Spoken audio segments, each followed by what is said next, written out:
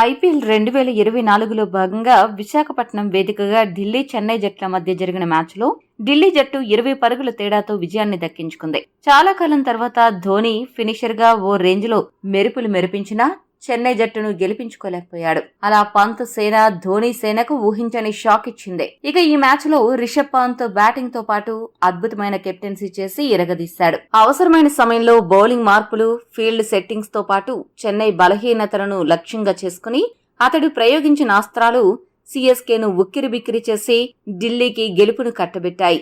ఈ మ్యాచ్ లో Dhoni super hitting నచ్చినట్లయితే వీడియోను లైక్ చేయండి.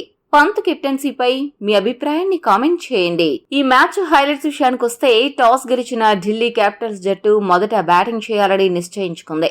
ఢిల్లీ ఓపెనర్లు పృథ్వీ షా, డేవిడ్ వార్నర్ ఇద్దరూ కూడా ఢిల్లీ జట్టుకు అద్భుత ఆరంభాన్నిచ్చారు. పృథ్వీ షా 27 బంతుల్లో 43 పరుగులు చేయగా డేవిడ్ వార్నర్ 35 బంతుల్లో 52 పరుగులు చేసి అర్ధ సెంచరీని కూడా నమోదు చేసుకున్నాడు. చాలా రోజుల తర్వాత పృథ్వీ షా తన స్థాయికి తగ్గ ఆటతీరును ప్రదర్శించాడు.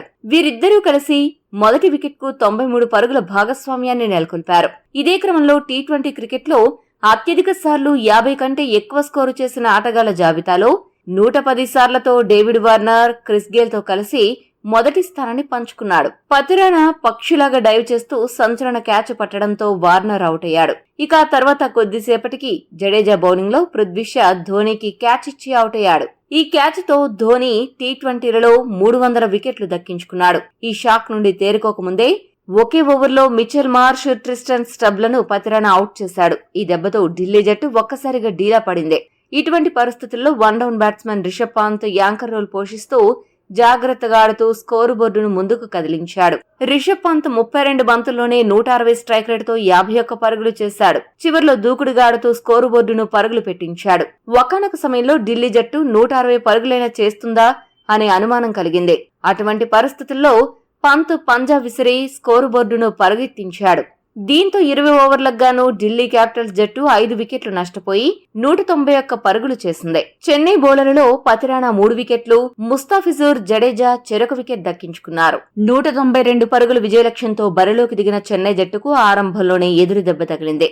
ఢిల్లీ బౌలర్ ఖలీల్ అహ్మద్ ఇన్నింగ్స్ ప్రారంభంలోనే సిఎస్కే ఓపెనర్లు రుతురాజ్ గైక్వాడ్ ను 1 పరుగుకు, రాచన్ రవీంద్రను 2 పరుగులకు అవుట్ చేసి సిఎస్కేకి ఊహించని షాక్ ఇచ్చాడు. ఆ తర్వాత రహానే, డారెల్ మిచెల్ 68 పరుగుల భాగస్వామ్యం నెలకొల్పారు. అయితే కీలక సమయంలో 45 పరుగులు చేసిన రహానే 34 పరుగులు చేసిన మిచెల్ అవుట్ అవడంతో చెన్నై కష్టాల్లో పడింది. శివన్ దుబే, సమీర్ రజ్వీ ఇద్దరూ కూడా దూకుడుగా ఆడకపోవడంతో చేయాల్సిన లక్ష్యం పెరిగిపోయింది. చివర్లో ధోని 16 బంతుల్లో 231 స్ట్రైక్ రేటుతో 37 పరుగులు చేసి మెరుపులు మెరిపించినా చెన్నై జట్టును గెలిపించలేకపోయాడు. అయితే ధోని ఇన్నింగ్స్ మాత్రం వైజాగ్ అభిమానుల్లో పూనకం తెప్పించింది. సిఎస్కే మ్యాచ్ ఓడిపోతుందనే బాధను మరచిపోయి ధోని బ్యాటింగ్ ని ఎంజాయ్ చేశారు. పైసా వసూలు ప్రదర్శనతో Dhoni age is just number అని ప్రూవ్ చేశాడు. ధోని కానీ కొంచెం ముందు బ్యాటింగ్ కి దిగితే పరిస్థితి మరోలా ఉండేదేమో. ఏది ఏమైనా చెన్నై ఈ సీజన్ లో తొలి ఓటమి మూటగట్టుకుంది. ఈ వీడియో మీకు నచ్చితే లైక్, షేర్, కామెంట్ చేయండి. మరిన్ని స్పోర్ట్స్ అప్డేట్స్ కోసం మా ఛానల్ ను సబ్స్క్రైబ్ చేయండి.